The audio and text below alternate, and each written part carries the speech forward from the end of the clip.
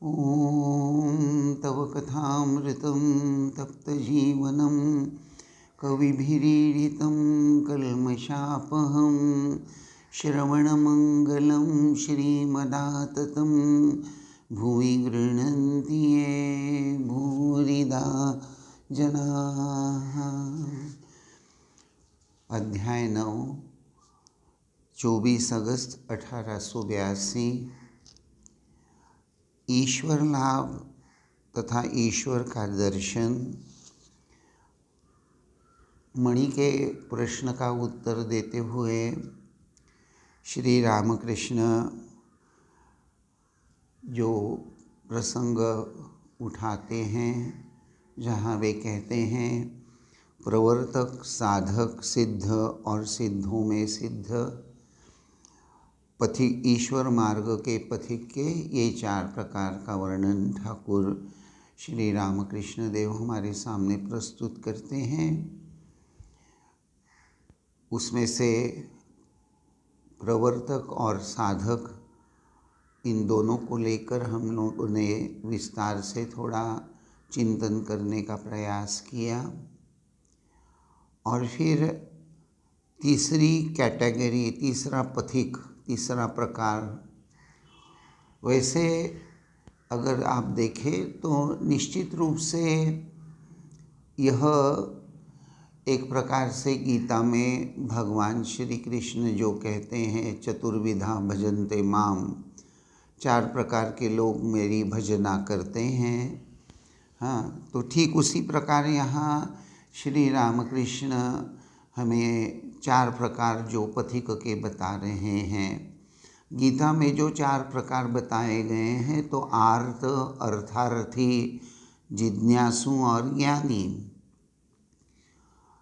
अर्थात आर्त, जिज्ञासु ये प्राथमिक 2 स्तर, उसके बाद में जिज्ञासु और फाइनली ज्ञानी भक्त। तो ठीक उसी धारा में यहाँ श्री रामकृष्ण ये प्रवर्तक, साधक, सिद्ध और सिद्ध की बात समझाते हुए श्री रामकृष्ण यह जो एक उदाहरण देते हैं कि कमरे में बहुत अंधेरा है, किसी घर में, किसी कमरे में बहुत घना अंधेरा है और बाबूजी वहाँ बैठे हुए हैं और कमरे में यह पथिक जाता है तो अंधेरे में कुछ भी दिखाई नहीं दे रहा है। टहलते टहलते इसको स्पर्श हो रहा है, उसको स्पर्श हो रहा है। और श्री रामकृष्ण बड़ा पिक्चरस क्यों वर्णन करते हैं कि टटोल टटोल कर खोज हो रही है, कोच पर हाथ जाता है और मन कह उठता है यह नहीं, यह नहीं, फिर झरोखा, फिर दरवाज़ा, नेति नेति, और अंत में जब बाबूजी की देह पर हाथ लगा तो वो पथिक अंधेरे में जो टटोल टटोल कर खोज रहा है वह बोल उठता है यह बाबूजी हैं, यह बाबू। यहाँ तक हम लोग आए थे। और ऐसा जो व्यक्ति है जिसने बाबूजी को छुआ है, लेकिन वह बैठा कहाँ है, बाबूजी कहाँ बैठे हुए हैं, तो भाई बाबूजी भी अभी अंधेरे कमरे में हैं और उनको खोजने वाला यह पथिक भी अंधेरे में ही है। लेकिन छू लिया है इसलिए पता हो गया है कि ये बाबूजी हैं, देह को छू लिया है तो बाबूजी को पता हो गया, बाबूजी का पता हो गया। लेकिन अभी बाबूजी से भली भांति परिचय नहीं हुआ।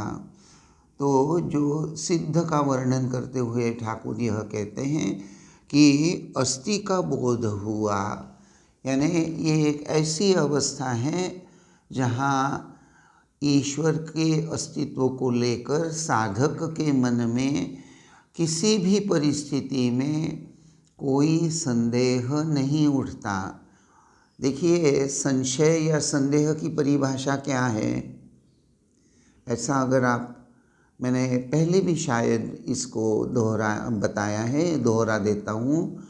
जहाँ तक हम समझते हैं, अल्पमति अनुसार यही जानते हैं कि उभय स्पर्शी ज्ञान जो होता है, उभय स्पर्शी, दोनों साइड को स्पर्श, यानी इधर स्पर्श किया तो वैसा लग रहा है, इधर स्पर्श किया तो वैसा लग रहा है, ऐसा जो उभय स्पर्शी उसमें झूलने वाला।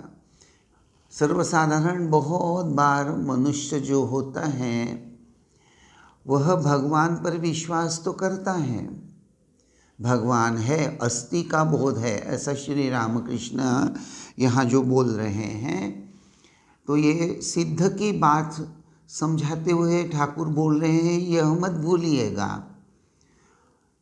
अर्थात ये जो सिद्ध है, जो वो अपने देह को और देह स्पर्श को समझ रहा है, जान रहा है, उसको एक देह का भली भांति ज्ञान है कि यह स्किन का स्पर्श कैसे होता है, देह में उंगलियां कहाँ होती हैं, आँखें कहाँ होती हैं, नाक कहाँ होता है। अर्थात देह की जानकारी ये तीसरे पथिक को जरूर है, जो प्रवर्तक भी है, साधक भी है।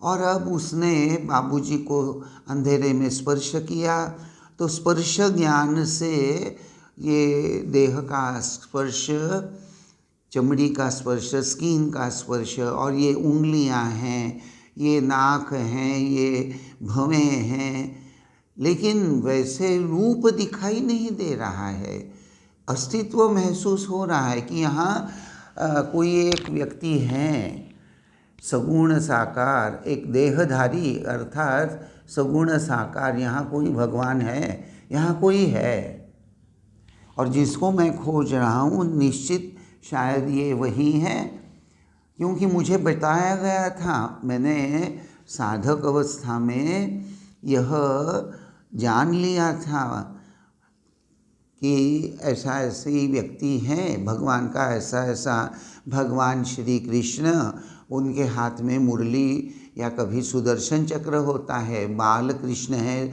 तो उसके हाथ में मक्खन होता है, इत्यादि इत्यादि। और ठीक वह जो ज्ञान है, उस ज्ञान के आधार से यहाँ भी यही बात महसूस हो रही है, इसीलिए ये टैली किए जा रहे हैं और एक मर्यादित अर्थ से मैचिंग हो रहा है, इसलिए बोध हो रहा है, इसलिए ठाकुर बोल रहे हैं अस्थि बोध हो गया।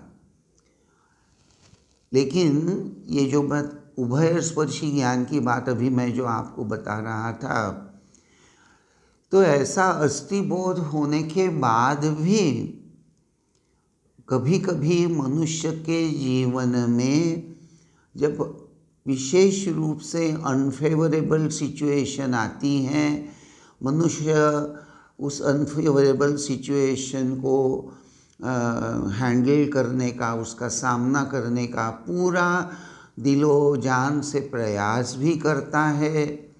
और वैसे अनफेवरेबल सिचुएशन तो हमारे जीवन की मांग होती भी नहीं। दुनिया में ऐसा कौन व्यक्ति है जो दुख चाहता है?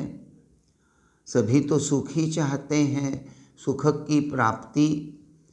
और जब इस अनफेवरेबल सिचुएशन को हैंडल करते करते हर प्रकार के प्रयास कर कर भी जब वह अनफेवरेबल सिचुएशन, प्रतिकूल परिस्थिति बदलती ही नहीं है और कष्ट बढ़ते जा रहा है, तो बहुत बार ऐसे समाज में व्यक्ति देखे जाते हैं जो झल्ला कर कह उठते हैं कि अरे भाई छोड़ो, भगवान वगैरह कुछ भी नहीं है। क्योंकि कोई उनको कहता है अरे भाई भगवान से प्रार्थना करो, भगवान प्रार्थना सुनते हैं। वचनामृत में आप देखेंगे ठाकुर कितनी बार प्रार्थना की बात उठाते हैं कि भाई भगवान को प्रार्थना करो कि हे प्रभु मेरे दुख दूर करो, वह सब सुनते हैं। लेकिन हम यानी एक ऐसे भक्त जिनको भगवान तो चाहिए, लेकिन भगवान किस लिए चाहिए? तो भाई हमारी इच्छाओं को पूरा करने वाले भगवान चाहिए। और अगर हमारी इच्छा भगवान पूरे करते हैं तो हम बड़े प्रसन्न, और तब भगवान भगवान। और जब हमारी इच्छा पूर्ण नहीं हो रही है, बहुत प्रयास कर रहे हैं लेकिन इच्छा पूरी नहीं हो रही है, समस्याओं का समाधान ही हो नहीं रहा है, तो भगवान नहीं है, फिर भगवान झूठे। तो ये जो उभय स्पर्शी, इसलिए मैंने कहा कि संसार में ऐसे कई लोग हैं जो कभी उनके मन में यह भावना रहेगी कि भगवान है, ईश्वर लाभ हो सकता है, और फिर अचानक कुछ ऐसी परिस्थिति आ जाती है, अरे भाई ईश्वर वगैरह कुछ भी नहीं होता, तो उस बात को लेकर वो अटल हो जाते हैं, कुछ दिनों के लिए ही सही। तो इस तरह से हाँ या ना के झूले पर जो बैठा है, ऐसा व्यक्ति जो है वह संशयग्रस्त होता है। लेकिन यहाँ ठाकुर ऐसे संशयग्रस्त व्यक्ति की बात नहीं उठा रहे हैं। ठाकुर यहाँ ये बोल रहे हैं कि बाबूजी के देह पर हाथ लगा तो यह पथिक बोल उठा, यह बाबूजी हैं, अर्थात अस्थि का बोध हुआ। बाबूजी को प्राप्त तो किया किंतु भली भांति जान पहचान नहीं हुई। एक दर्जे के और लोग हैं जो सिद्धों में सिद्ध कहलाते हैं। बाबूजी के साथ यदि विशेष वार्तालाप हो तो वह एक और ही अवस्था है। यदि ईश्वर के साथ प्रेम भक्ति के द्वारा विशेष परिचय हो जाए तो दूसरी ही अवस्था हो जाती है। जो सिद्ध है उसने ईश्वर को पाया तो है, किंतु जो सिद्धों में सिद्ध है उसका ईश्वर के साथ विशेष परिचय हो गया है। ये विशेष परिचय ही सिद्धों के सिद्ध का लक्षण है। जैसा हम स्वामी विवेकानंद जी के जीवन में देखते हैं विशेष रूप से, कि स्वामी विवेकानंद जी श्री रामकृष्ण देव के पास आने के पश्चात स्वामी विवेकानंद जी ने, युवा नरेंद्र नाथ ने श्री रामकृष्ण देव को तुरंत अपने जीवन का आदर्श और साक्षात भगवान इस बोध से स्वीकार नहीं किया था। स्वामी जी तो निवेदिता को यहाँ तक बोलते हैं कि प्रारंभ में मैं द्वैती था, मेरा अद्वैत पर वगैरह विश्वास भी नहीं था, लेकिन और मैं बहुत अद्वैत वेदांत की बहुत मैं ठट्टा किया करता था, मजाक उड़ाता था। एक दिन दक्षिणेश्वर के बाजू वाले ठाकुर जहाँ जिस कमरे में रहते थे, वहाँ जो उधर बरामदा है, वहाँ हाजरा के साथ वो मजाक कर रहे हैं। क्या अजीब बात है, घट भी ब्रह्म, दीवाल भी ब्रह्म, ये ब्रह्म वो, ऐसा कभी होता है क्या? और उसके बाद में हम देखते हैं उसी समय श्री रामकृष्ण वहाँ आ जाते हैं। तुम्हारी क्या बातें हो रही हैं नरेंद्र? ऐसा बोलते बोलते नरेंद्र को स्पर्श कर दिया। और उसके बाद जो हुआ कि नरेंद्र देख रहा है, जहाँ जहाँ जा रहा है, जहाँ जहाँ नज़र पड़ रही है, अपने देह से लेकर सारे विश्व की तरफ। इतना ही नहीं, घर में वापस चला गया है, खाने के लिए बैठा है तो माँ भी ब्रह्म, भाई भी ब्रह्म, खाने का हर कौर भी ब्रह्म। रास्ते से जा रहा है, पीछे से बड़ी जोर से घोड़ा गाड़ी आ रही हैं, लेकिन सब ब्रह्म, एक रस एक रूप। तो हटने की इच्छा ही नहीं है, कोई दो है ही नहीं वहाँ। स्वामी जी खुद कहते हैं कि रेलिंग पर माथा जोर जोर से पटक पटक कर देख रहा था, और कुछ दिनों के बाद वह अवस्था दूर हो गई। तो बोले यह जो अनुभव मैंने किया है, तो इसके आधार से मैं ये कह सकता हूँ अद्वैत झूठा नहीं है। ये जो अनुभूति है, यही बात है। श्री रामकृष्ण ये जो ईश सिद्धों के सिद्ध किसको कौन है, ईश्वर के साथ विशेष परिचय हो गया है। तो स्वामी विवेकानंद नरेंद्रनाथ जो श्री रामकृष्ण देव के पास आए और जिन्होंने श्री रामकृष्ण देव को प्रारंभ में स्वीकार नहीं किया, अवतार वरिष्ठ बोलते हैं बाद में स्वामी जी, लेकिन अवतार वरिष्ठ यह शब्द स्वामी विवेकानंद जी के श्री मुख से कब बाहर आए, ऐसा अगर आप मुझे पूछें तो उस समय श्री रामकृष्ण देह में नहीं थे। यानी अब प्रसंग उठा है इसलिए आपको थोड़ा सा वर्णन बताना चाहूँगा।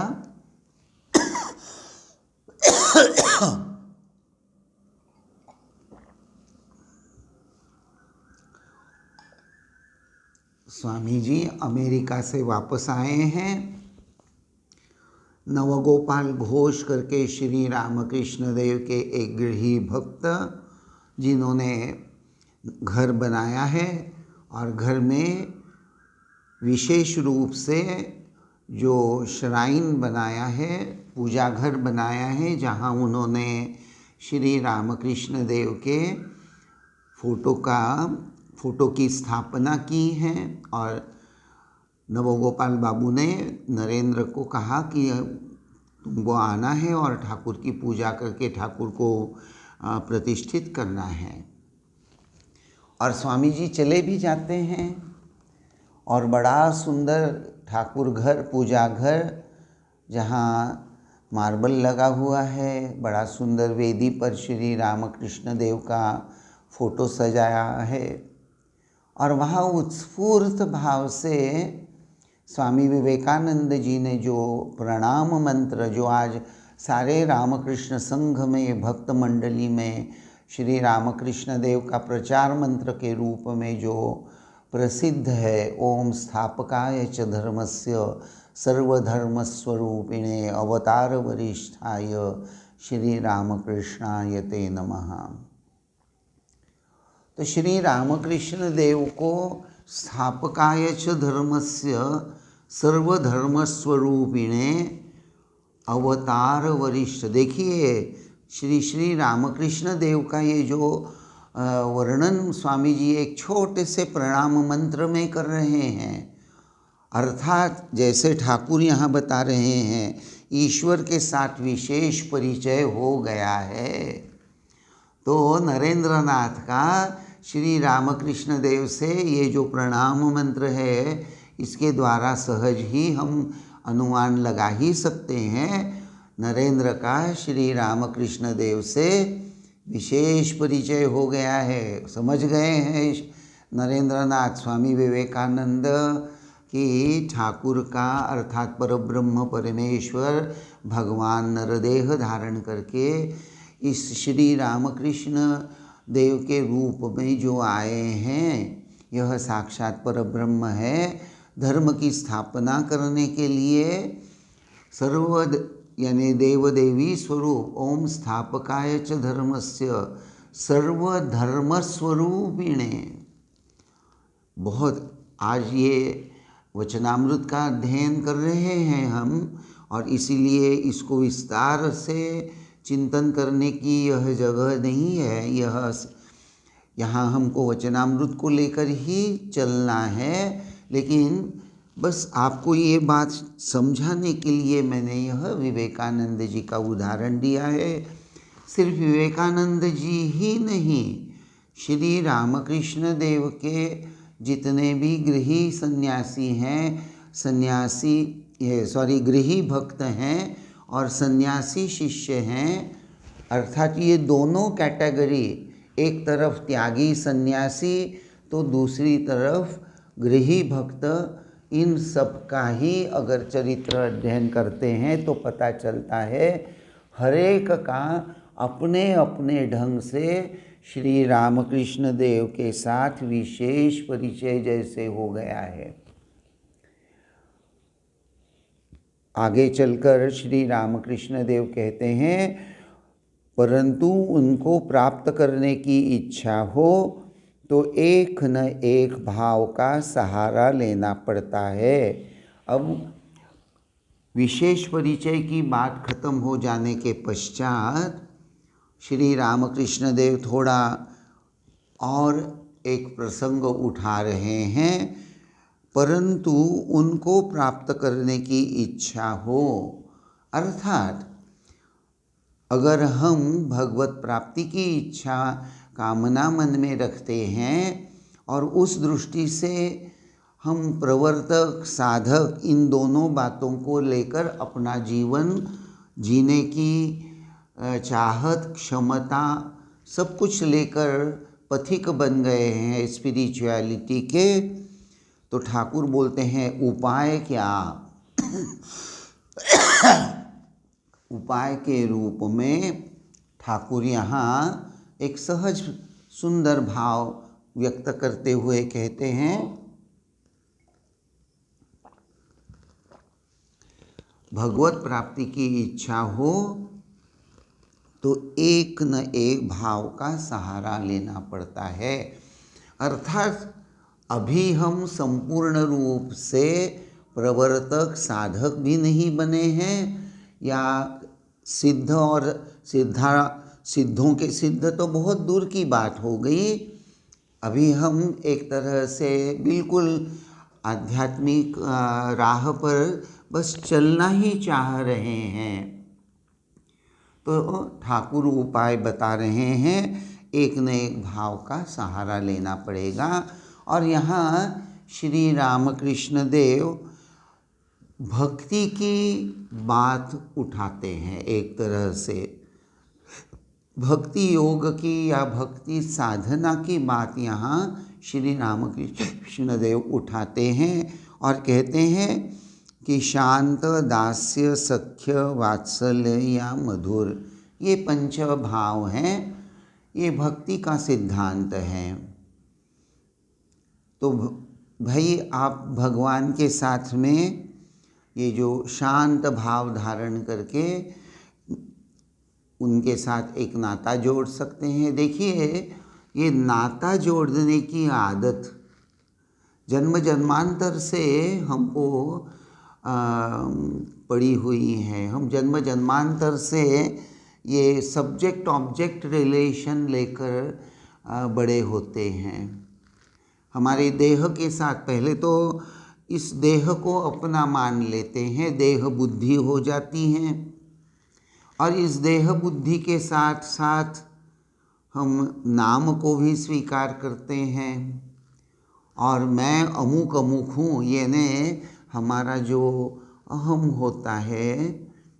देखिए, जरा कल्पना करके आपने अनुभव करके देखा ही होगा, आपके घर में जब छोटा सा नन्हा सा संतान का जन्म हो जाता है, एक दिन की संतान, 1 घंटे जस्ट जन्म हुआ है, उस नन्हे से बच्चे को जब हम माँ गोद में उठाती है तो उसकी तरफ बड़े प्यार से निहारती हुए मेरा बबलू, मेरा गोलू क्या क्या बोलती हैं।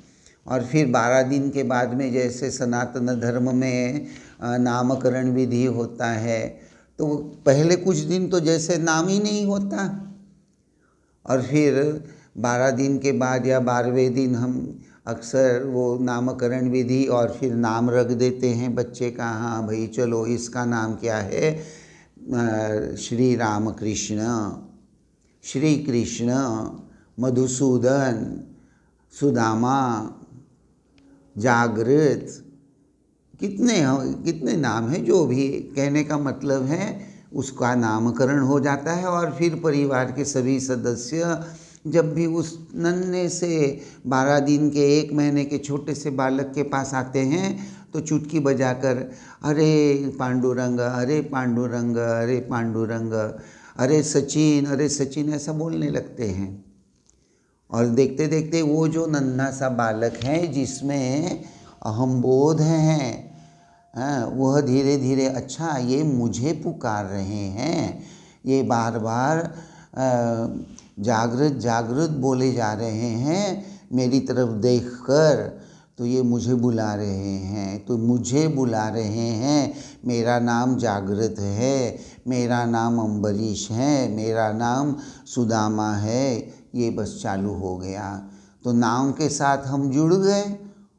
तो ये अपने को जोड़ने की आदत हमारे बहुत पुरानी है, जन्म जन्मांतर से हैं। सिर्फ अपने देह के साथ ही हम जुड़ जाते हैं, नाम के साथ जुड़ जाते हैं। उसी के साथ साथ धीरे धीरे ये मेरी माँ है, ये मेरे पिता है, हाँ मैं अमुक परिवार में जन्म हुआ हूँ, मेरा परिवार सधन है, मेरा परिवार मध्यम वर्गीय है, मेरा परिवार गरीब है।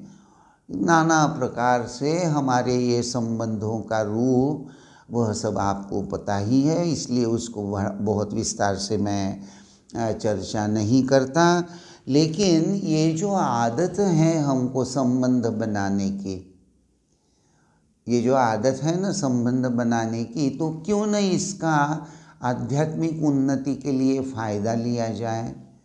तो एक तरह से भक्ति शास्त्र यह कहता है, ये पंच भाव शांत, दास्य, सख्य, वात्सल्य, मधुर, किसी एक भाव का सहारा ले लो। शांत भाव ऋषियों का था, उनमें भोग की कोई वासना न थी, ईश्वर निष्ठा थी। जैसे पति पर स्त्री की होती है, वह यह समझती है कि मेरे पति कंदर्प है। दास्य, जैसे हनुमान का राम काज करते समय सिंह तुल्य, स्त्रियों का भी दास्य भाव होता है, पति की हृदय खोलकर सेवा करती है। माता में भी यह भाव कुछ कुछ रहता है, यशोदा में था। सख्य अर्थात मित्र भाव, आओ पास बैठो। सुदामा आदि श्री कृष्ण को कभी झूठे फल खिलाते थे, कभी कंधे पर चढ़ते थे। वात्सल्य, जैसे यशोदा का, स्त्रियों में भी कुछ कुछ होता है। स्वामी को खिलाते समय मानो जी काढ़ कर रख देती हैं। लड़का जब भरपेट भोजन कर लेता है तभी माँ को संतोष होता है। यशोदा कृष्ण को खिलाने के लिए मक्खन हाथ में लिए घूमती फिरती थी। मधुर, जैसे श्री राधिका का, स्त्रियों का भी मधुर भाव है। इस भाव में शांत, दास्य, सख्य, वात्सल्य सब भाव हैं। मणि, क्या ईश्वर के दर्शन इन्हीं नेत्रों से होते हैं? देखिए, श्री रामकृष्ण देव ने ईश्वर प्राप्ति के लिए भगवान के साथ एक नाता जोड़ना, एक भाव को पकड़ पकड़ कर उसमें उसके आधार से भगवान के साथ नाता जोड़ना, तो ये पंच भाव का वर्णन तो यहाँ श्री रामकृष्ण देव ने बड़ा ही सुंदर किया है, जो अपने आप में आप समझ ही गए होंगे। बड़ा सरल सुंदर वर्णन करते हैं ठाकुर। कभी कभी जैसे मधुर भाव श्री राधिका का, स्त्रियों का भी मधुर भाव है। इस भाव में शांत, दास्य, सख्य, वात्सल्य सब भाव हैं, और इसीलिए इस भाव को एक तरह से महान माना जाता है। लेकिन यह भाव पकड़कर चलना इतना आसान नहीं होता। कंपैरेटिवली तुलना करें तो भगवान को अपना मित्र मानना, त्वमेव माता च पिता त्वमेव बंधुश्च सखा त्वमेव, त्वमेव विद्या द्रविणं त्वमेव सर्वं मम देव देव, त्वमेव माता त्वमेव पिता, ये सभी बातें हम जानते हैं। अर्थात यही भाव श्री रामकृष्ण देव थोड़ा विस्तार से एक एक उदाहरण देकर जैसे समझाते हैं कि यशोदा का कैसा भाव था, अर्जुन का कैसा भाव था, सुदामा का कैसा भाव था। तो एक एक भाव पकड़कर हम भगवान के साथ नाता जोड़कर आध्यात्मिक उन्नति कर सकते हैं। यह समझाने के बाद अब मणि फिर से प्रश्न पूछ रहे हैं, क्या ईश्वर के दर्शन इन्हीं नेत्रों से होते हैं? श्री रामकृष्ण, चर्मचक्षु से उन्हें कोई नहीं देख सकता। साधना करते करते शरीर प्रेम का हो जाता है, आँखें प्रेम की, कान प्रेम के, उन्हीं आँखों से वे दिख पड़ते हैं, उन्हीं कानों से उनकी वाणी सुन पड़ती है, और प्रेम का लिंग और योनि भी होती हैं। यह सुनकर मणि खिलखिलाकर हंस पड़े। श्री रामकृष्ण जरा भी नाराज न होकर फिर कहने लगे, इस प्रेम के शरीर में आत्मा के साथ रमण होता है। मणि फिर गंभीर हो गए। श्री रामकृष्ण, ईश्वर को बिना खूब प्यार किए दर्शन नहीं होते। खूब प्यार करने से चारों ओर ईश्वर ही ईश्वर दिखते हैं। जैसे पीलिया हो जाता है, जिसको पीलिया हो गया है उसे चारों ओर पीला दिखाई देता है। तब मैं वही हूँ यह बोध भी हो जाता है। मतवाले का नशा जब खूब चढ़ जाता है तब वह कहता है, मैं ही काली हूँ। गोपियाँ प्रेमोन्मत्त होकर कहने लगी, मैं ही कृष्ण हूँ। दिन रात उन्हीं की चिंता करने से चारों ओर वे ही दिख पड़ते हैं। जैसे थोड़ी देर दीप शिखा की ओर ताकते रहो तो फिर चारों ओर सब कुछ शिखामय ही दिखाई देता है। ऐसा एक विस्तृत यहाँ वर्णन श्री रामकृष्ण देव कर रहे हैं। ये जो मणि का प्रश्न है कि क्या ईश्वर के दर्शन इन्हीं नेत्रों से होते हैं, बड़ा महत्वपूर्ण प्रश्न है। वैसे जैसे श्री रामकृष्ण देव ने प्रारंभ में ये जो 4 अवस्थाओं का जो वर्णन किया है, प्रवर्तक, साधक, सिद्ध और सिद्धों के सिद्ध, ये जैसा वर्णन किया है, ठीक उसी तरह आध्यात्म की बातें अगर चिंतन हम करने लगते हैं तो देखिए आपको एक तरह से श्री रामकृष्ण देव ये जो साफ शब्दों में पहले कह देते हैं, चर्मचक्षु से उन्हें कोई नहीं देख सकता। तो सर्वसाधारण मनुष्य जो होता है वह हम ये चर्मचक्षु लेकर ही तो संसार को देख रहे हैं ना। तो देखने की क्या कोई अलग अलग स्तर होते हैं? तो हाँ भाई, भक्ति शास्त्र में, आध्यात्मिक शास्त्र में अलग अलग ये देखने का बड़ा वर्णन आता है। कैसे आता है? देखो, चर्मचक्षु से देखना, जैसे ठाकुर बोल रहे हैं कि चर्मचक्षु के द्वारा भगवान को नहीं देख सकते, चर्मचक्षु के द्वारा भगवान को देख नहीं सकते। तो भाई किसके द्वारा देख सकते हैं, कौन सी दृष्टि से देख सकते हैं? देखिए, गीता में हम भगवान अर्जुन और श्री कृष्ण की बात तो जानते हैं। भगवान श्री कृष्ण ने दिव्य दृष्टि देने के बाद ही अर्जुन को विश्वरूप दर्शन हुआ था। तो निश्चित रूप से अलग अलग दृष्टि होती है।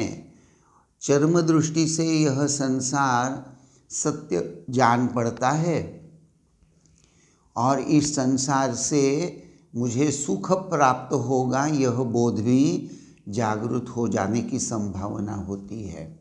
यह हमारा, आपका, हम सबका अनुभव है। लेकिन फिर क्या दूसरी कोई अलग दृष्टि है? तो हाँ भाई, विवेक दृष्टि है, भाव दृष्टि है, वेदांत दृष्टि है। तो उस सब की चर्चा हम अगले प्रवचन में करेंगे। आज बस यहीं रुकते हैं। ओम शांति शांति शांति। हरि ओम तत्सत। श्री राम कृष्णार्पणमस्तु।